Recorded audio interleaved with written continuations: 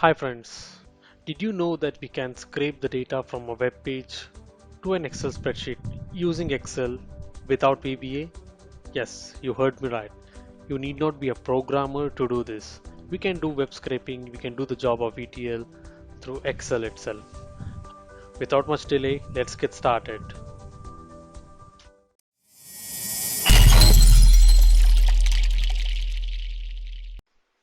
Okay, so let's get started. So today I'm gonna teach you like how do we extract the data from a web page, for example, a table from a web page to an Excel spreadsheet.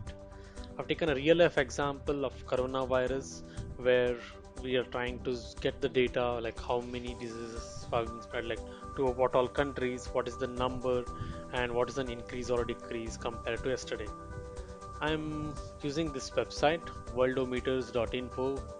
So it's a very good website which gives the table information, tabular information of particular source. So I've taken coronavirus cases like we have 3,62,000, which we can see by country. Let me click here.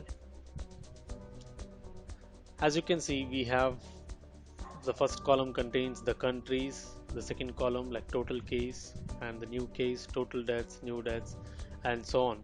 So this gives us a brief information about what is the status of this particular disease over a period of time. It says now and yesterday, and this gives the details. So what we are trying to do here is we are trying to fetch this data out from a web page to an Excel spreadsheet. Okay, so I'll go back to Excel.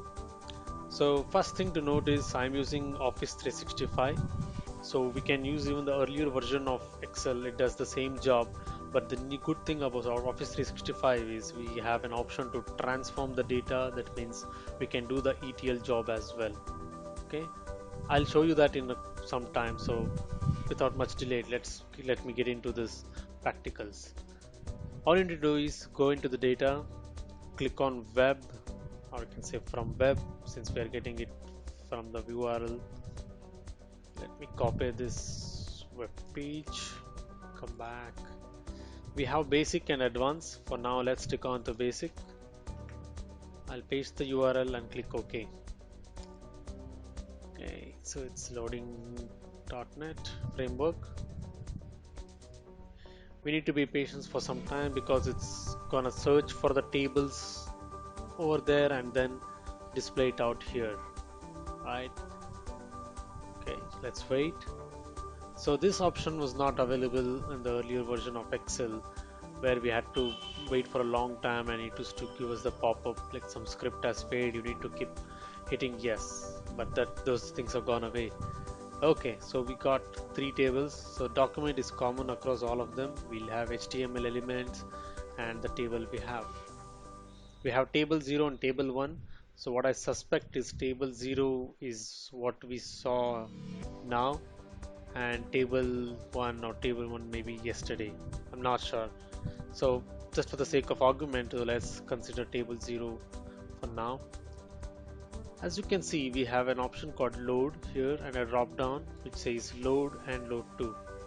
Load will load this particular table into Excel sheet, and load to will be loading this or saving this to a data model which will be sitting in the background and which can work on it through Power Pivot.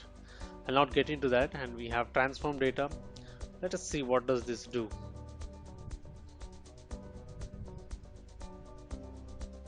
Okay, it's trying to load. As you can see, it opened up Power Query. Ah, it's the same data. So we got the same data, but we got an opportunity or an option to modify this. So how can you modify? Like we have multiple options here. You can remove rows by top row, bottom row, remove duplicates, or you can split column, or you can add a custom column, and you can do lots more. So basically, this is an ETL tool inbuilt in Excel. Okay. So what I'm gonna do is, without wasting much time, I want to put this into my spreadsheet.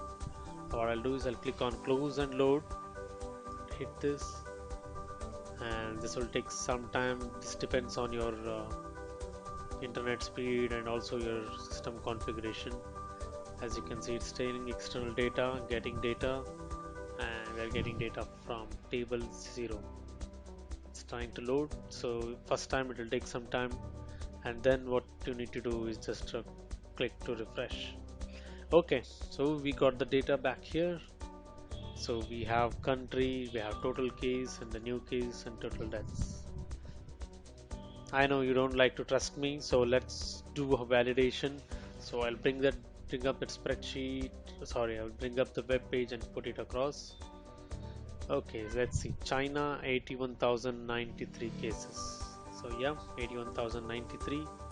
And Italy we have 59,138. Oops, we have a different number here. So what went wrong? Did we click yesterday? Let's see. No, something went wrong, or the data got updated. Let me refresh. So what I did was I just hit on right click and then refresh the file. Okay, it's the background data query. Data has been updated from an external source. It's getting refreshed. Yep, 63,000 is the right number. Or do I need to refresh this here? Let's see. Yeah. So our Excel was more accurate than the web page. So nothing surprising. This is just extracted from here. It was just a latency of time. So we have 4855, 4855. We have new case of 7309. We have new case of 7309. Yeah. So the data was working is working perfectly fine. So whenever you want to see the updated news, all you need to do is right click, refresh, or come to the data or design and then hit refresh. This will do the job. So what was the need to get this into an Excel? So the need was, it depends on you, like what you want to do with this specific data. So for me, I want to filter on my country, India. So I can specify, I can filter on this specific country and see, okay, so what's going on. So we have totally 467 cases and 71 are new. And likewise, so also what we can do is we can put a chart and put a pivot table to analyze more and do a lot more analysis, right? I hope this specific web scraping helped you a lot. You can go ahead and try, and if you have questions you can comment on this link below. Okay, fine. Please like and subscribe to my channel. I'll come up with much more videos like this. Thank you.